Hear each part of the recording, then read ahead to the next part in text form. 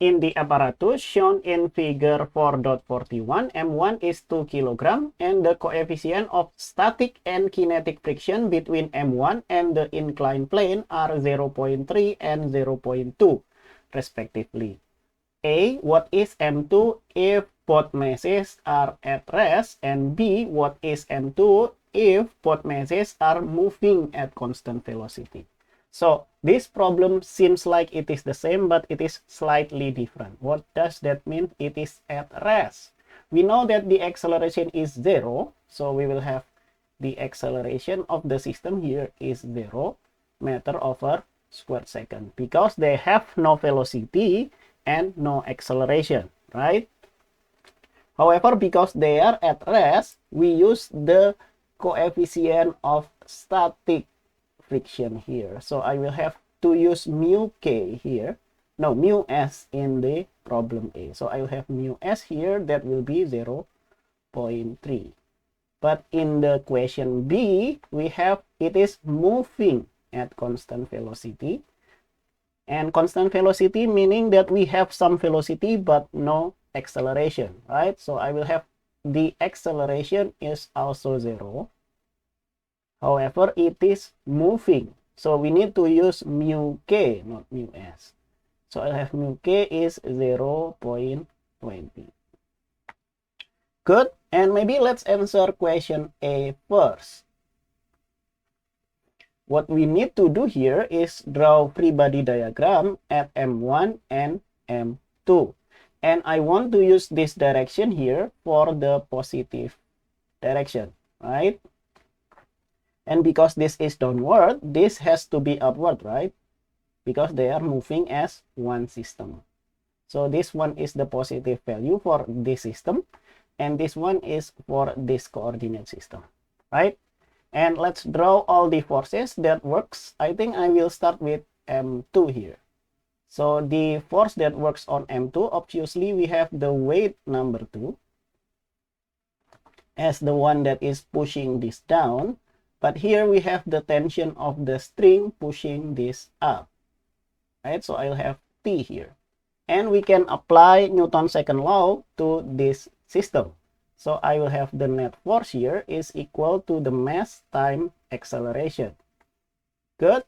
And the positive one is weight number 2. The negative one is the tension of the string. And that will equal to the mass. Mass is mass number 2. So I'll have mass number 2 multiplied by the acceleration. However, the acceleration here is 0. So on the right hand side, I will have this as 0. Right? And then what else that we have? We will have M2 multiplied by G minus T is equal to 0.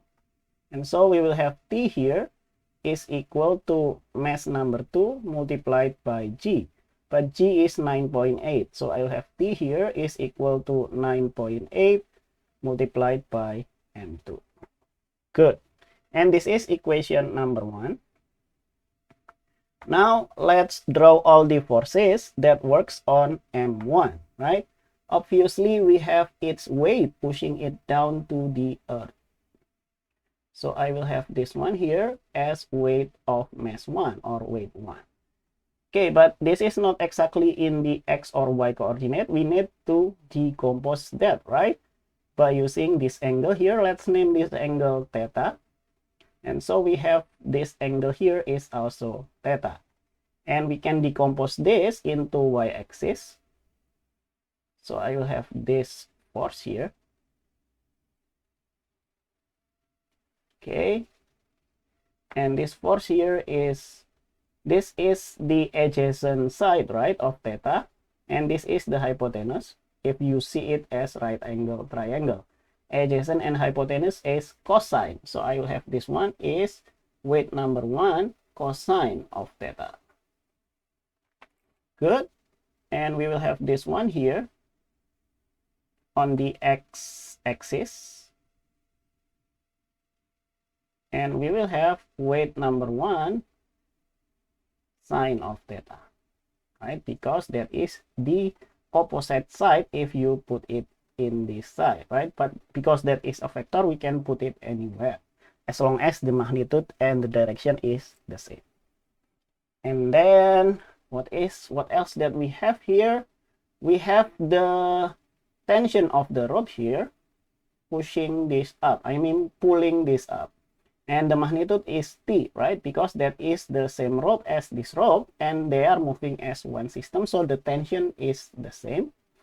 And because we have contact here with the surface, we have also this surface pushing this block here upward, and that is our normal force. So I will have our Fn here.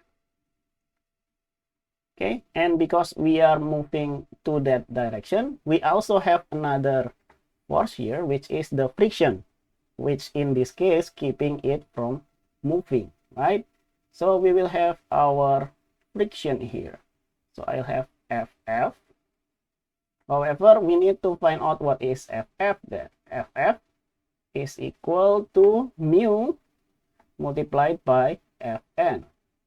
Right, but what is our mu? We use the static one because it is at rest, right? So I will have mu s. However, we need to find out what is this Fn, right? And let's start with this y-axis then. So we will have to use sigma f is equal to the mass times acceleration, but this one is on the y-axis. And remember, because the system is at rest, on the right hand side we have this as 0, and the positive one in this case is Fn, right? And then the negative one is weight number 1 cosine of theta,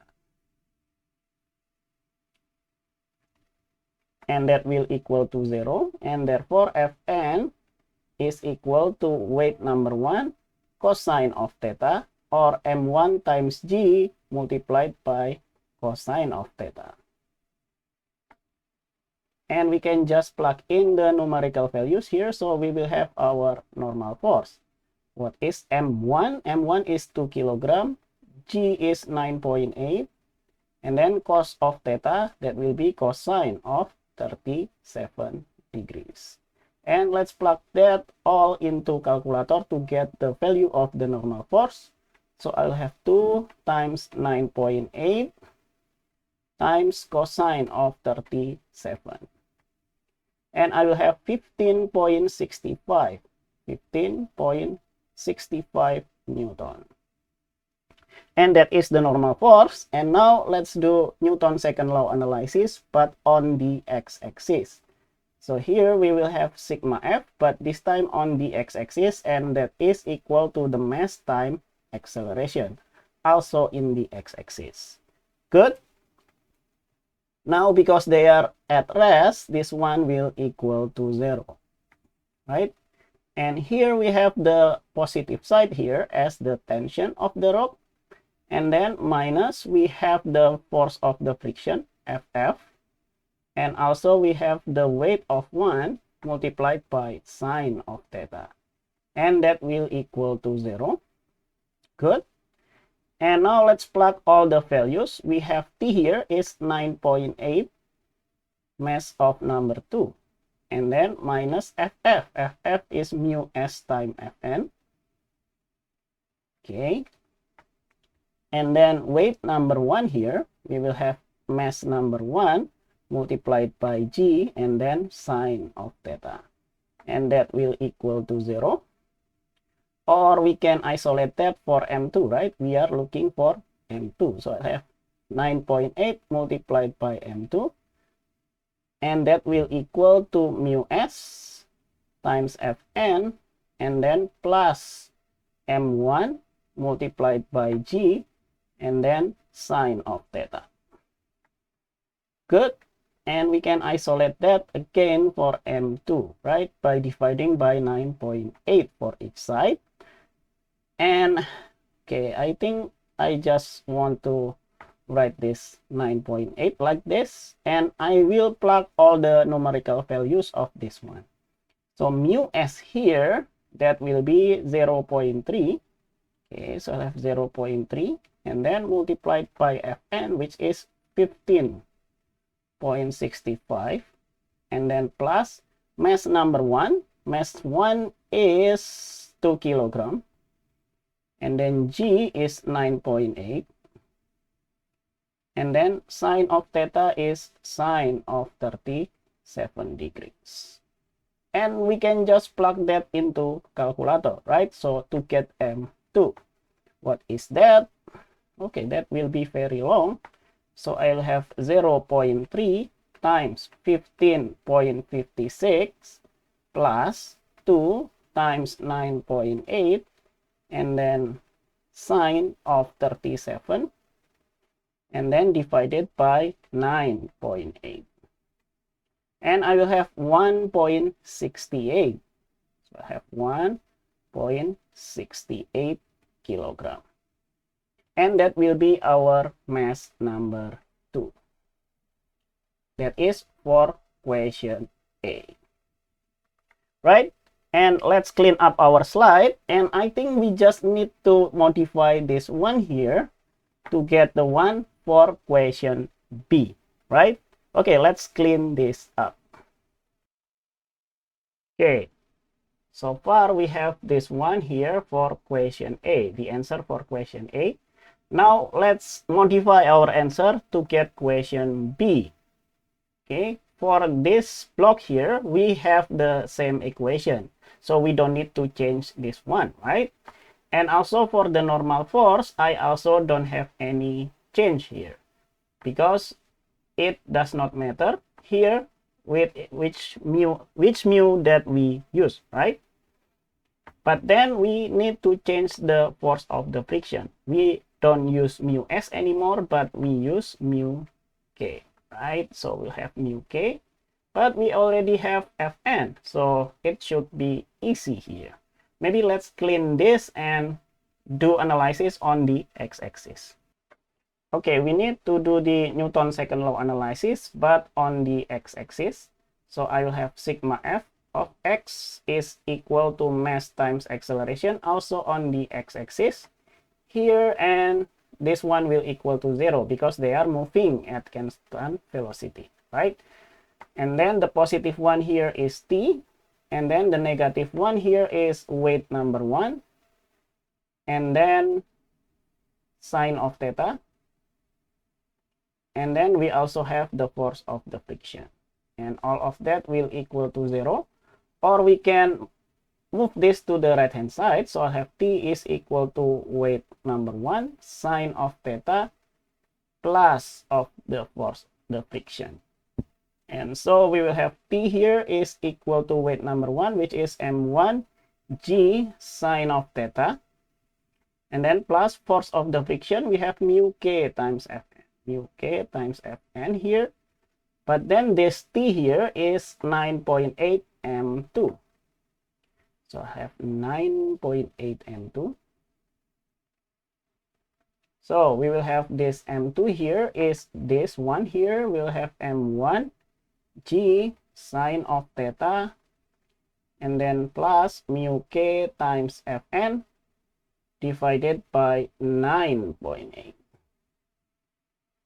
Right? And let's plug in all the numerical values. m1 is 2, and then g is 9.8.